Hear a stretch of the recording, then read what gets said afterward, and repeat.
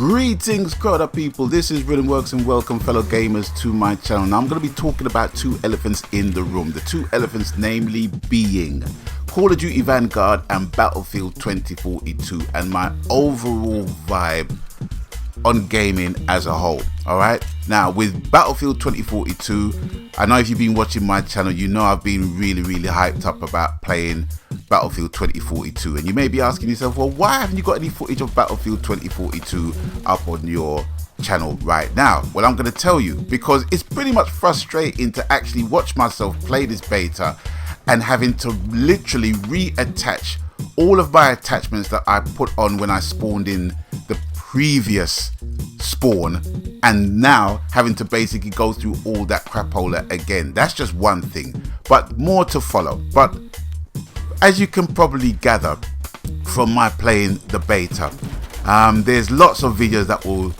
tell you that, yeah, this beta is just a beta, and yeah, it's gonna fix itself soon. And there's lots of videos that will basically tell you the contrary.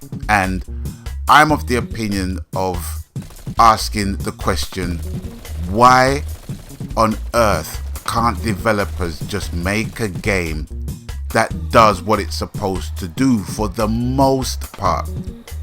Now, as Chrissy Hind would say, don't get me wrong, I'm not trying to batter the game to an almighty pulp. No, that's not it. And coming from a person who entered the franchise at Battlefield 3 and entered the Call of Duty franchise from Ghosts, right? You might say, well, yeah, well, you're not an authority to basically be talking about the game, because I've been basically playing the game from dirt. That's fine. But I'm a consumer, just like you're a consumer. My £50, £60, £70, £90 is just the same as your £50, £60, £70 and £90. So my viewpoint, as I wouldn't even consider myself a casual gamer, right? I play the games when I'm able to basically play games, and in order for me to play games, I've got to make a living so I can make the money to play those games. All right, some people can make a living playing the games. I can't do that, so that kind of leaves me out. But at the same time, I do appreciate the very fact that people are passionate about gaming to that extent where they want to make a career out of it. That's fine.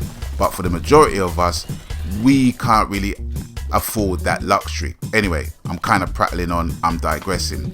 But for me right about now, I'm asking myself the question, well, why can't they just make games that basically work? And I've just come to the conclusion that it's all down to the fact that there is no business in peace.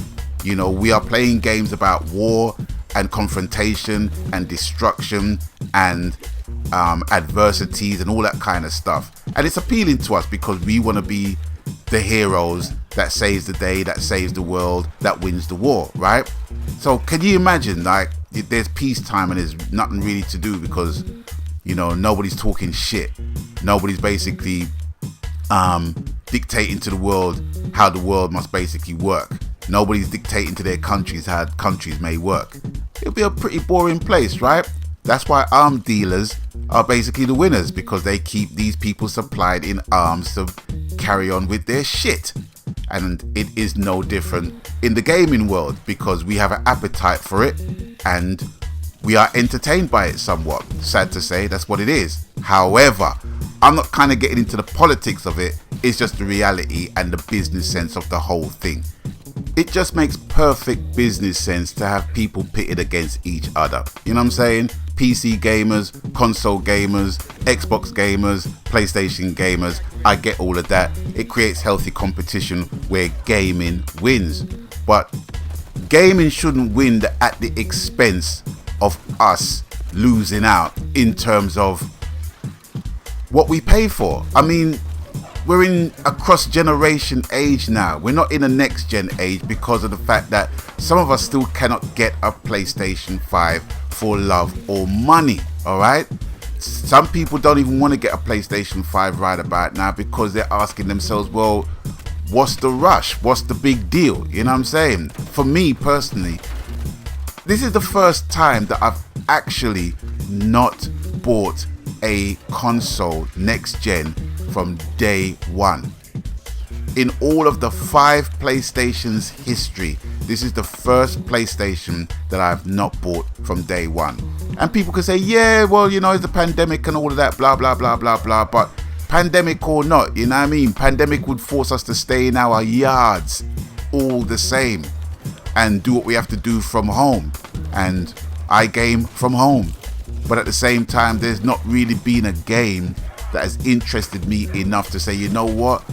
That's going to be the game that's going to make me spend money and throw my money at a PlayStation 5. I mean, look at Watch Dogs for the PlayStation 4 and look what happened to that. You know what I'm saying?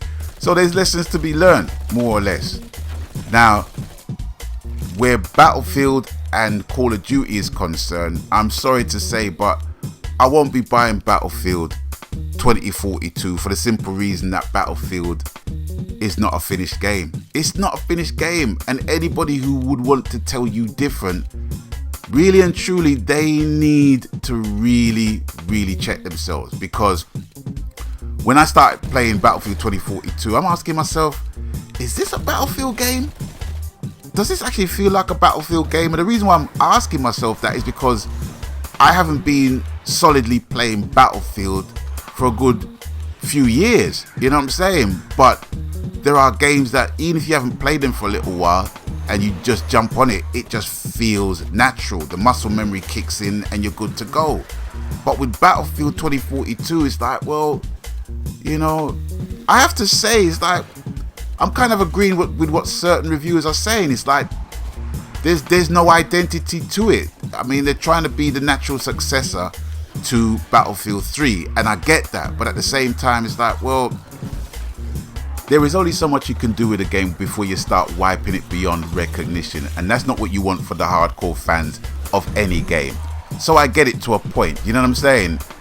People are gonna say, well, you know, yeah, you messed it up, man, you know what I mean? What about the core implementation of the game and blah blah blah and this and that? And then you got the other team basically saying, well, give us more of the same, give us more of the same. So you're not going to be able to please everybody. It's very hard for developers to strike a happy medium, and I get that. I'm not a developer, so I wouldn't know where to start in terms of coding and this and that. So yeah, full props to all developers that's doing this thing, that's giving us enjoyment at the end of the day. But this is where I kind of put apart the indies from the AAA developers. If you be making million freaking dollar budget rated games, right, and yet they still have the same problems at launch, then who are the idiots here? Who are the idiots here? We who are buying the game, or them who are basically making the game and thinking to themselves, well, you know, it's Call of Duty, yeah, they're gonna buy it, and blah blah blah blah blah blah blah blah blah. Yeah, they're gonna say, yeah, I ain't touching it, blah blah blah blah blah, and they're still gonna basically buy it. You know what I'm saying? And that's who they're counting on, you know, because of its wide demographic of people who play the game, from 6 to 65-year-olds, or from 6 to 96-year-old. You know what I mean? If you like Call of Duty, you're going to be playing Call of Duty. If you like Battlefield, you're going to be playing Battlefield. You know what I'm saying? I know the difference between the two. Call of Duty and Battlefield are two different beasts altogether, and I have appreciation for both of them, all right? Which leads me on to Call of Duty Vanguard. Now, I've been saying in streams while I've been playing Call of Duty Vanguard that I think Call of Duty Vanguard is not quite finished yet. But I'm going to say something that I can't even believe I'm going to say. Up to this point, I do think between the two games, Battlefield 2042 and Call of Duty Vanguard, that Call of Duty Vanguard is more palatable at this point. Did I just say that? Yes, I did. And furthermore, I'm going to give Treyarch some brownie points. You know why I'm going to give them brownie points? Because when they put out the Call of Duty Vanguard beta, I was able to play alongside my PS5 counterparts. And I know some people's going to basically be saying, well, okay, well, yeah, of course you can do that when you got 5 aside or you got 6 aside. But when it comes to 64 and 128 players, you know what I mean? It's a different thing. Why do I have to basically pay a £590 paywall, right, to be able to play Battlefield 2042 with my brethren who's got a PS5? It's not probably for want of trying why some people cannot get a PlayStation 5. Some people might really want to play a PlayStation 5 right now, but they can't get it. But in the meantime, you want to sell me a game that's cross-gen ready, but at the same time, I can't take that game and play 128 player match on Battlefield with my brethren on PlayStation 5. Now, I know what some people's going to say. They're going to probably say, well, it's a way of phasing the thing out and this and that and blah, blah, blah and yada, yada, yada. I get that ordinarily, but, you know, we've had a pandemic to basically deal with. You know what I'm saying? We've had elements of loss within the pandemic that we had to deal with. Loss of jobs, loss of livelihoods, all of that stuff. You know what I'm saying? You know, so business hasn't been running smooth for anybody. And I get all of that as well. But at the same time, it's like, well, come on, man. You know, if we're in a situation where, for the fact that we are in a different era of entertainment, much less a different generation of consoles, surely that should be of motivation for people to step up. But then I'm kind of realizing that, you know, the gaming industry has been around for many years, and right now you've got different generations of developers coming up now. You got companies that has got their shareholders in certain companies and this and that, and all they want to do is freaking have a return on their investment. So if they got a gazillion spotty kids basically pestering their mums for their credit cards to buy the latest Call of Duty no matter what state it's in, and that's going to happen and that's going to manifest, well, you know, what's the point in us working too hard? You know what I mean? And that's basically what it is. It is what it is.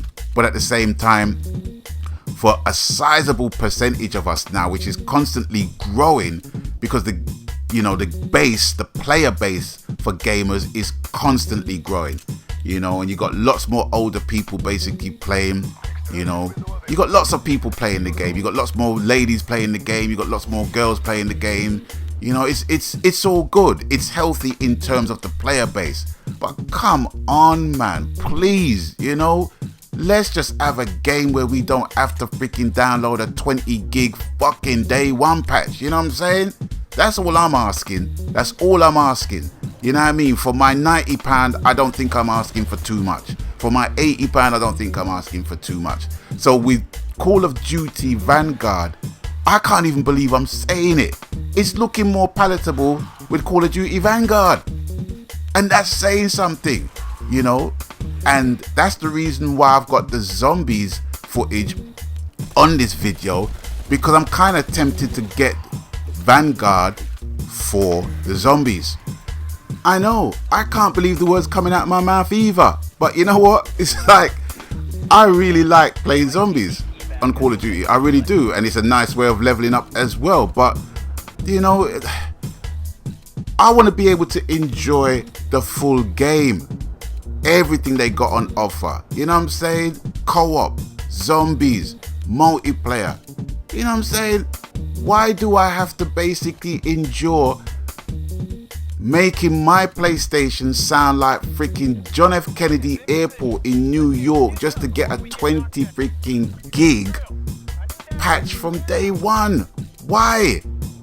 And why on earth does Call of Duty persist to freaking slow down my machine? It's the only game that does it. As soon as you put Call of Duty on, it's like,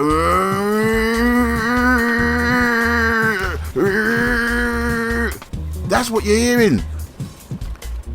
And I clean my shit. Anyway, I'm kind of digressing, but yeah, as far as Battlefield 2042 is concerned, ain't happening. Call of Duty right now is looking kind of palatable, if only for the zombie mode right about now. So please, people, tell me what's on your radar. I mean, right now, even Insurgency and Aliens Fireteam Elite is looking more appealing than Battlefield right now. I have to say. Anyway, people, let me know what's going on in your gaming life right now. And as always, you don't know the crew, whatever the game, media, platform, format, genre, happy gaming. If you're happy gaming, I'm happy for you and I'm happy with you. So until we link up next time on an exciting installment of Rhythmworks Gaming, people, please stay blessed. I'm out of here. Meganski, later Roonies, badly bye bye bye bye bye bye bye bye bye bye.